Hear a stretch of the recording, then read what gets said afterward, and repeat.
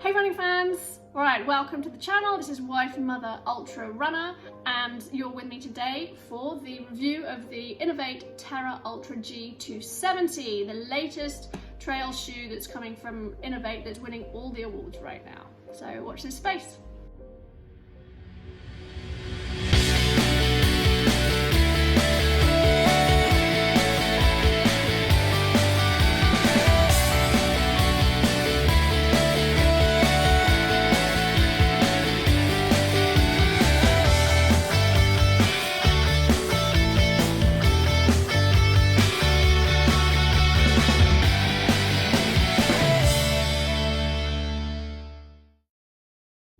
So before we get started, I just wanted to let you know that this review doesn't include any paid promotions. I haven't received these as any marketing gimmick, and all of the opinions in this video are my own.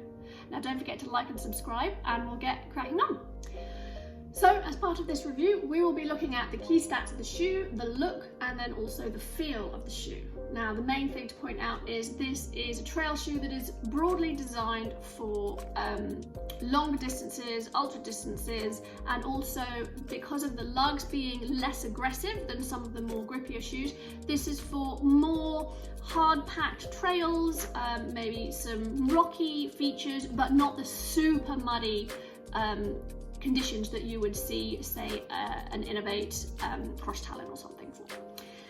So in terms of the key stats of the shoe, we have the price, which is £145, that's British pounds. The weight of the shoe, so the weight of one women's shoe is 270 grams. The lugs are 4mm lugs, and as I mentioned, this is the graphene grip, which is hard as nails, so really good grip. It's a zero drop shoe. And in terms of the width setting, Inov-8 has 5 width settings. This is a number 5, so this is as wide as they go, so a very roomy toe box, again designed for ultras where you want your feet to expand, splay out, and allow for a bit of extra swelling on those longer runs. In terms of the look of the shoe, there are 4 different colorways in the women's version. This is a bright orangey coral color. The outer, we have a woven mesh. It is supposed to be quite hardy against tears and things like that, but obviously it won't be perfect. The insole does come with a boomerang insole as standard. Now you can buy these boomerang insoles separately from the website. They're quite hard to find. You have to use the search function. So you can slip these insoles into any of your Inov-8 shoes, or any trail shoes for that matter. But these nice squashy cushion boomerang insoles do come as standard with the Terra Ultra. Now the tongue is nice and soft, it's very thin, and it's also quite low, so it doesn't go too high up the foot there, which personally I quite like. I hate it when you have like the corners of a tongue just sort of digging into your foot there, so that's nice. The laces themselves, there's no sort of fancy pull string system with the laces. They're just bog standard laces, and there's no sort of pouch to tuck anything into. They've just gone old school with that.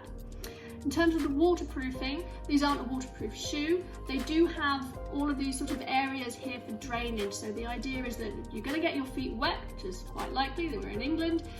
There's very good drainage coming out to let the water out. The waterproofing is a nice thick area around this toe region, and that is thicker, so that'll really help against briars and brambles and things. And then there's a little waterproofing all the way along the edge here, and some sort of stripe detailing that adds to the design but doesn't really help with the waterproofing. But you know, that's pretty standard for trail shoes in terms of toe, sides, that's about it. Now in terms of the feel of the shoe, first of all we're going to talk about comfort. It's a really comfortable shoe. As I said, a really nice roomy toe box. It is quite a low drop, which is not what I'm used to, but it's a zero drop shoe.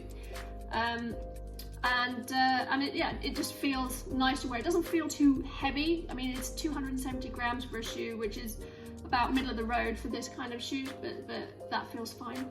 In terms of the cushioning, they have done such a good job with being an all-rounder here.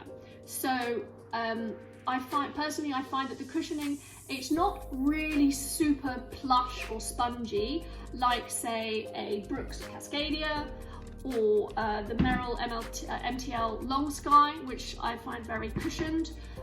But also it doesn't go the other way, so it's not a really hard ride that's very springy and responsive, say like the Salomon S-Lab Ultra 3. So So I can see why this is winning so many awards, because it's an all-rounder.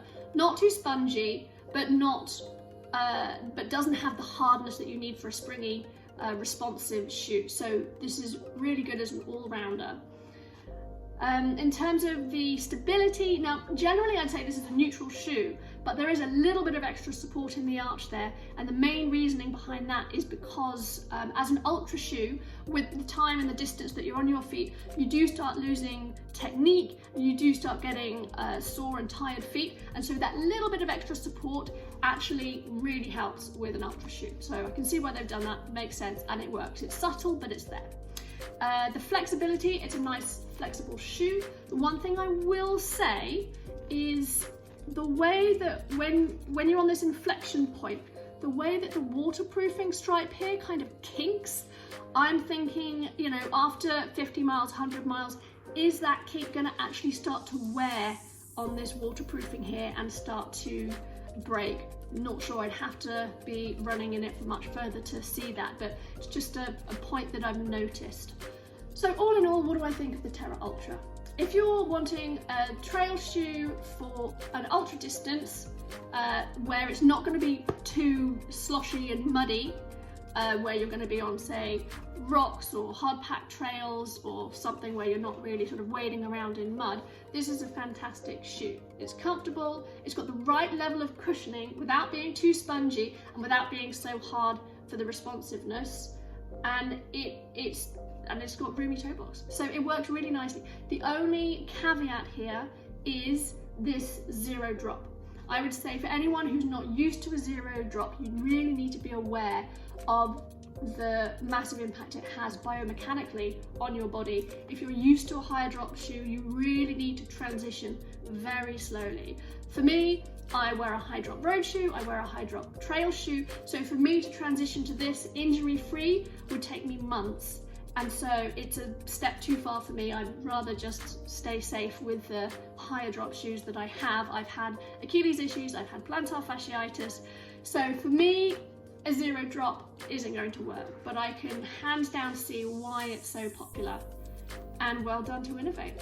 One extra point that I will note is that the latest news coming out of the Inov-8 team is that they are no longer Japanese majority controlled as they have been for the last few years.